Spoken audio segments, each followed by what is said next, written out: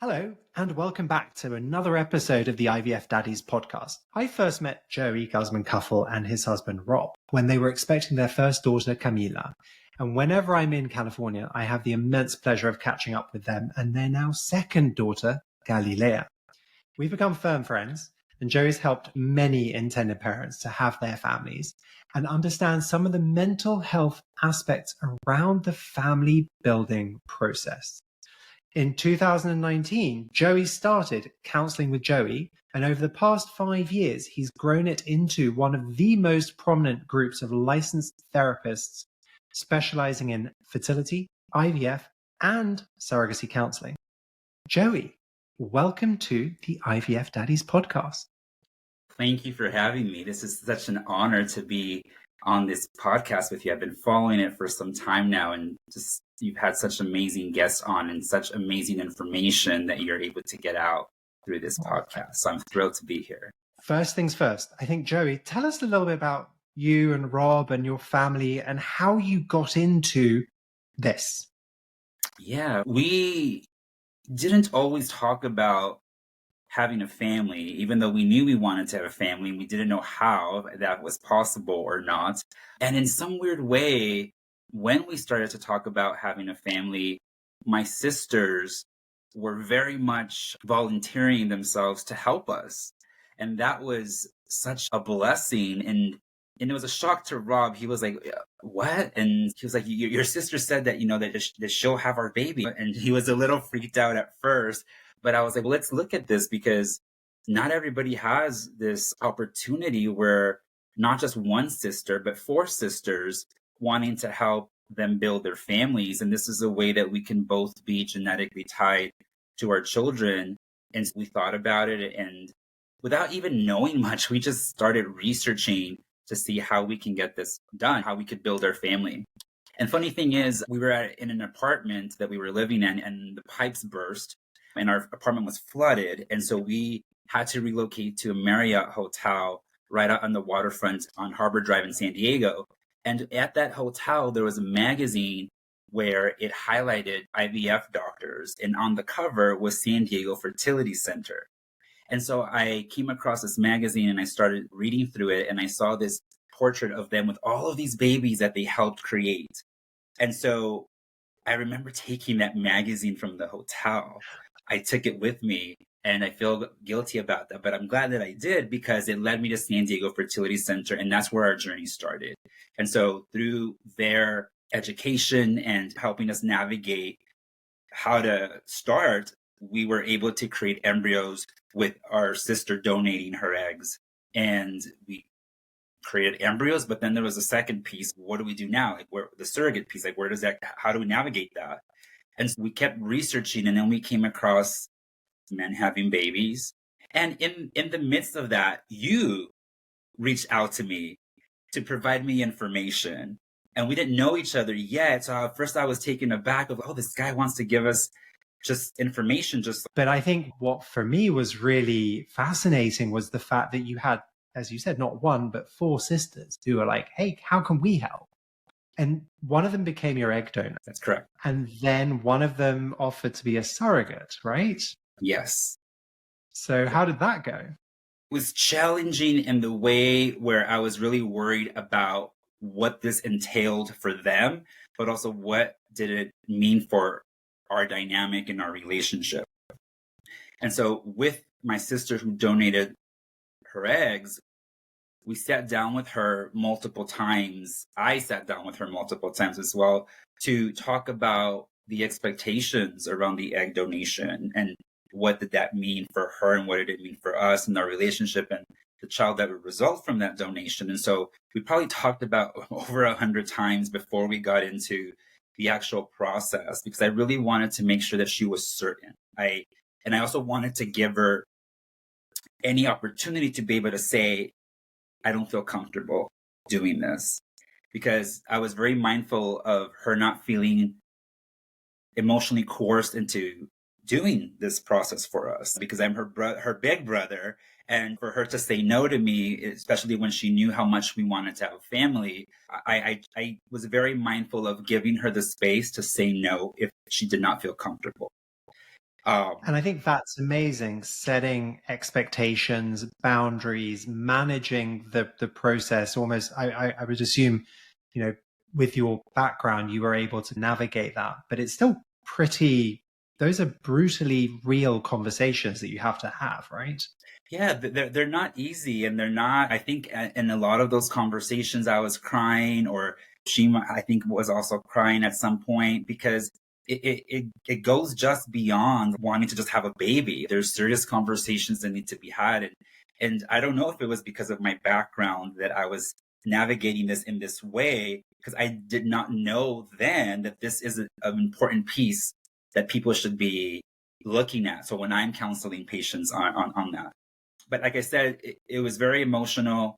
We came to an agreement. We felt comfortable moving forward. I've been just indebted to her for donating, her eggs to us to help us build our family. So everything worked out with that piece.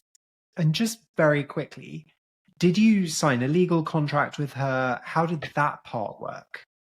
Yeah. So even if you're using a known donor, a family member, or a friend, a legal agreement is important and required. You want to understand what you both are agreeing to, and it's easier to have a legal agreement in place. It'll make things a lot easier for everyone, and it's very clear what someone can do and what someone cannot do. And so in our conversations, we decided on a few things that would be particular to our agreement.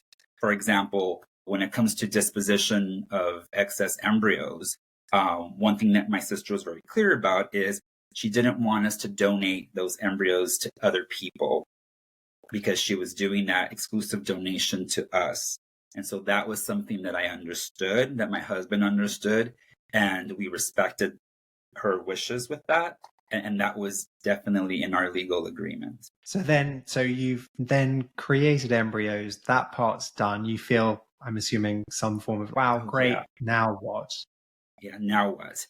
And so then comes the surrogate piece. And like you meant, one of my sisters did offer to be a gestational carrier. And it was the only one who could be a gestational carrier, because she was the only one in my family who had 3 children, and she was done having children.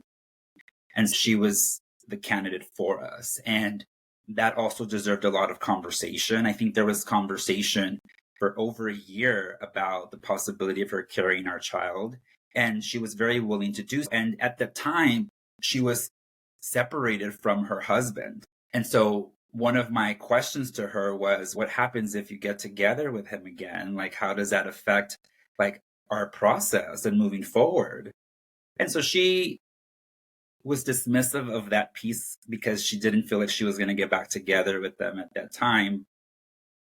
But then she did get back together with him. So good for her.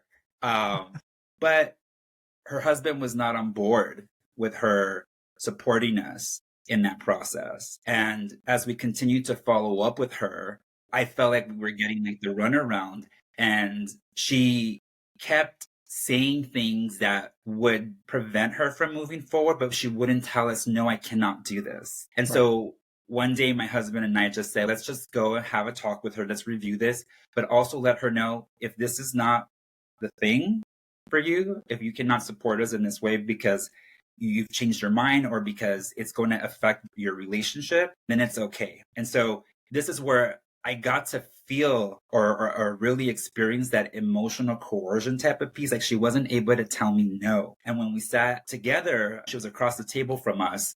She was crying, but she wasn't able to say no to me. And so then I took it upon myself to say, you know what, sister, thank you for considering this, but it is okay. It is okay. Right.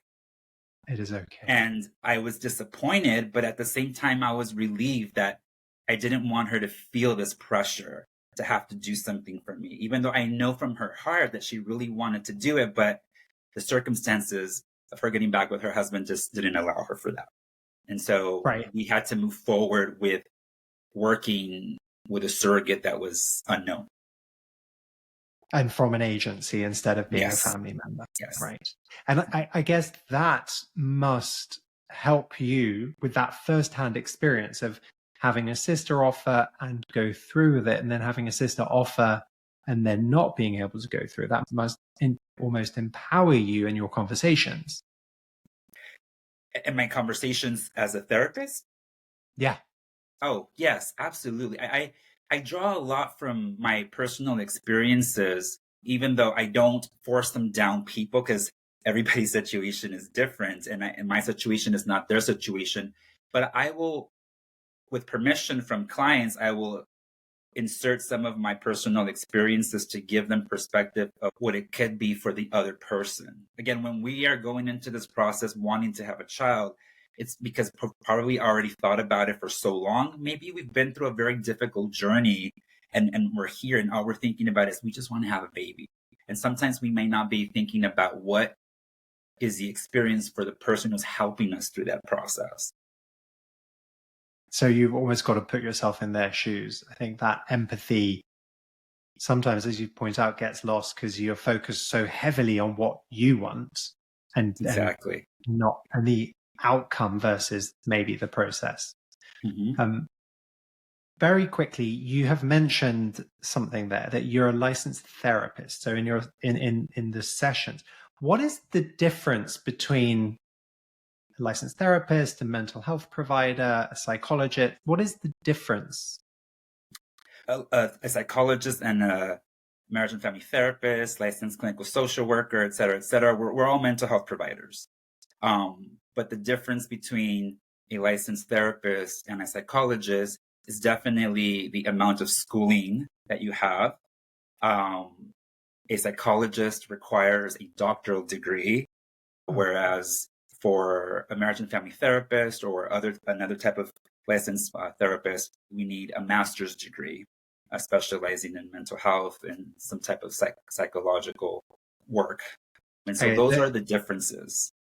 Okay, so it's almost a bit like when the doctors, they have to do their OBGYN and then they go into doing a fellowship, which would be almost like the master's. Do you specialize in family therapy and marriage therapists and things like that? Or is it much broader and then you select into what you're doing?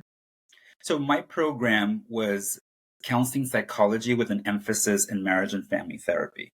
So a lot of my training is around relationships and individual therapy, family therapy, couples therapy, a lot of relational work, and also just looking at mental health disorders and being able to identify and diagnose and being able to form treatment plans. And so that's the type of schooling and training that I have. Amazing. Do you, in your sessions with parents that are coming on board, does it ever turn into almost like a family counseling, like a marriage therapy counseling session versus talking about children? Or what happens in one of your sessions? Yeah, certainly. First of all, when they first show up, I have to address what the intended parent psychoeducational consultation is about. Because a lot of the times they don't know what to expect, or a lot of times I am met with a lot of defensiveness or sometimes anger because they believe that I am going to evaluate them and keep them away from the thing that they want to do, which is building a family. So I start off by addressing the purpose of the psychoeducational consultation, and I do give them a glimpse of what are the things that we're going to be talking about. And I also tell them, I'm not just a therapist, but I'm also a person that identifies with your experience because I've been through it. I've been through 2 surrogacy journeys. And even as a mental health provider, I still have to sit down with a mental health provider to go over things that we're going to be talking about today, with the hope that they can understand that it is a safe place for them to share things with me about what we're going to be talking about. And my hope is that can bring down some of the defensiveness. And I also need to let them know that what the language is for that specific meeting that we're having, because a lot of the times they are sent to us letting them know that they have to see it's going to be an evaluation. You have to meet with the psychologist, you have to meet with the mental health provider for an evaluation, an intended parent evaluation. And when we're meeting with intended parents, we're not doing any psychological testing. We're not really evaluating their mental health. We are educating them on the process of family building through third party. We are providing them with information so they can make informed decisions about their family building process. The more information that you have, the better it is for someone to navigate the complexities with the process. I will say that for me, even as a therapist, having met with somebody else, it did clarify a lot of things, and it debunked a lot of misconceptions around the process. It was eye-opening. And even when I went through my second journey, having been already in this field, I still learned a lot more. We're trying to help people understand what this journey can be like. Are you prepared for these other things that you're not thinking about? For example, when people are making decisions about a donor, what type of donor are you going to select? What is important for you in that process? People focus very much on tall, blue eyes, just the phenotype and the genetics as well. But they don't understand that there's different classifications of donors. Non-identified donors with open identity release, or even just directed identified donors. When people come to me, they don't know what that is. Yeah, I'm like, what is that? Yeah, if you're wanting to work with a non-identified donor, that's someone who you would before know as an anonymous donor. It used to be anonymous. It's not now non-identified, or I believe it was semi-open, and I think now that can be seen as non-identified with open identity release, which means that they may be anonymous, quote unquote anonymous, for maybe 18 years. And then once the child turns 18 years, then that the identity of that donor will be released to the donor conceived person. And then a directed identified donor is someone like myself who used my sister, or use a friend, someone who you know, or it can be someone who you don't know, but their identity is identified. You do have all of the information to be able to access and contact them if so. So that's amazing. So you'll talk through some of the potential thought processes on selecting one type of egg donor. Yes, so those are some of the things that we discuss so that they can make informed decisions about why are we choosing this type of donor. Because the thing about that too is that your decisions about choosing a donor will have an effect or impact on your child. And so you really want to think about, how is this going to be for our child if we don't have any information on this donor versus having information on the donor. We don't think about that, or a lot of people don't think about that. And sometimes I get into the parents who might say, we selected an anonymous donor because we were told that's the easiest. And when I start to share the differences and give them information on how this could possibly affect their child, they have that aha moment. Oh, we did not know that. And that is important for us to have considered prior to making that decision. And I think that's really important. In informed choice, I'm always about educating. Like when we first met, it was education about the process and the pros and the cons and how does this work. The whole ethos behind this podcast is exactly that. It's education so that people are able to understand, hey, this is going on. What am I supposed to do? And to at least have a picture of the landscape and therefore the choices and options available to them, right? Yes, indeed. So what are some of the other topics that you may cover in one of your sessions? Like I said, so donor selection is one.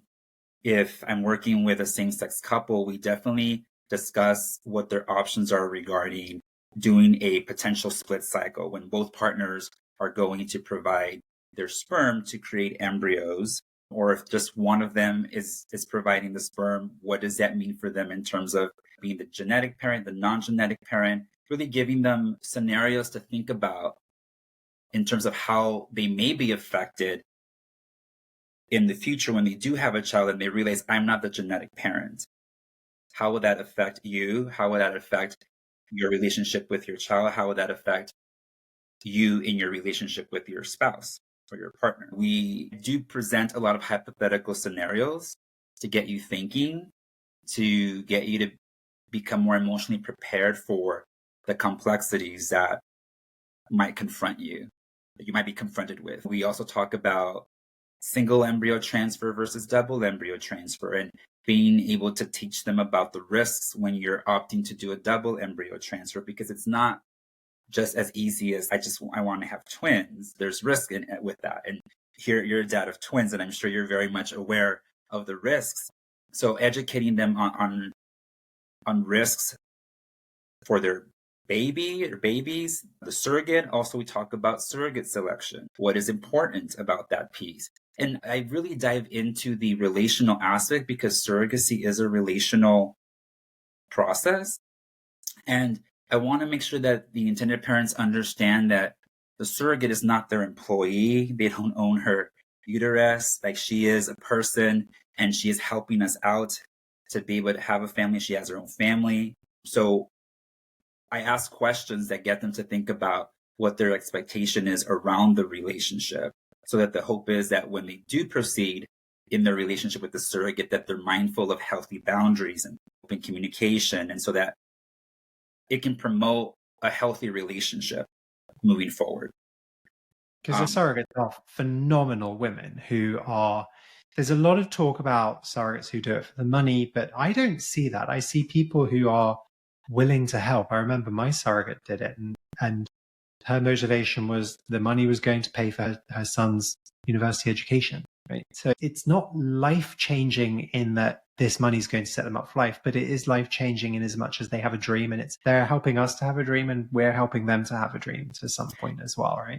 Yeah, I think it's like a mutual exchange here. They're helping us out in a huge way, and why wouldn't we be able to help them also with their family? I know that it can seem daunting because of how expensive the process is, but it's worth providing them with this type of help, with the compensation that they receive. There's a lot of inconveniences that they go through with pregnancy, disruption to their family system, all of these things that we may not think about because we're not the ones that are pregnant and going through the actual pregnancy. We're removed in that way. So I think it's very important to compensate them and to acknowledge them for what they're going through. Yeah. So that actually leads me on to another question. So we've spoken a lot about the intended parent side of things. Do you also get involved with the surrogate side of things? Yes. So my team and I have also engaged in mental health screenings of gestational carriers and also gamete donors and people who want to donate any excess embryos. We do participate on a lot of different aspects regarding to third-party reproduction and the screening process. Amazing. What are some of the things that you would talk to the surrogate about? Mm-hmm. Some of the things that we talk to the surrogate about goes back to education. So I provide information while I'm assessing to see what their thoughts are. Are they emotionally stable? Do they have the adequate support system? What is their motivation for wanting to do surrogacy? What are their expectations around the relationship? What are their thought process and feelings around understanding that they're not going to bring a baby back home for them to care and nurture for? I ask a series of questions to get an understanding of what their knowledge is about surrogacy, what their knowledge is around the risks associated with surrogacy. And I also provide information around things like single embryo transfer versus double embryo transfer. A lot of times I get surrogates who are so willing to do a double embryo transfer. And so then when I start to get into what the risks are specifically with a double embryo transfer, because there's always the possibility of embryo splitting, and that just opens up their eyes. I'm like, well, we had no idea that could happen. And so I make it my point also to provide enough information for them to be able to have informed consent. And I also drill in the relational aspect because I want to make sure that surrogates are aware that they also have a right to say, yes, I want to work with this intended parent, or no, I don't want to work with this intended parent. You don't just get matched with the first intended parent that you meet with just because you feel like you have to. And I have met some surrogates who have had that feeling. I felt like I had to say yes. And so I want to provide them with enough knowledge about the process where they can have autonomy and they can utilize their voice, because I also want her to have a healthy experience. Yeah, and in one of our previous episodes, we've spoken about what the role of the agency is and how part and parcel of what they do is to educate the surrogate not only on the medical side of things, but to really educate them on what does it mean to be a surrogate? How do you go through the process? But to your point, every time you have a conversation about this, I still find that I walk away with something new that maybe I hadn't thought of or that I'd forgotten about, or there was just, again, putting myself in that other person's shoes to go, huh. And then I have that aha moment that then I can bring out when I'm talking about it. So I think that's really important. And we've spoken about it a little bit, but a double embryo transfer, for those of you who don't know what it is where you're putting in two embryos, distinct embryos, with the intention of having twins. A single embryo transfer is where you're putting in one embryo with the intention of having one baby. So when I was doing this, my children are now 11 and a half, the majority of cases, people would put in two because the success rates weren't as good as they are now. So people would get in two really with the aim of getting one. Mm-hmm. But now people are putting in one because most people want one baby, right? And it's obviously less risky, as you pointed out. And I think for the surrogate to carry twins, that's medically risky. It's a high risk pregnancy, right? Absolutely. Again, there's a lot for an intended parent and a surrogate to consider when they're making that mutual agreement to transfer two embryos at once. The surrogate can be more predisposed to developing gestational illnesses that can complicate the pregnancy. And so what does that mean for her? What does it mean for the development of the babies? Or if the babies are born before time, what does that mean? It could be a very emotional, distressing experience, both for the intended parents, for the surrogate and her family, and the babies. It's challenging. Now, I will say that I've learned something about a double embryo transfer. And so when my husband and I did our first journey, again, we didn't know much, but our desire was to have more than one child. And because of how expensive the process was, our thought process was, well, let's do a double embryo transfer. We can have twins, we have our two children, and then we're done with the process. We don't have to go through this again. And so that was our line of thought. And we did a double embryo transfer. And we knew that there was a possibility of embryo splitting. But in all honesty, like most intended parents that I interview, I pushed that to the back. I was like, the statistics are really low. It's not going to happen. We'll be okay. We had other friends who had twins. It'll be fine. And we got confirmation that we were pregnant, and that was very exciting. And the numbers were doubling really quickly, very high.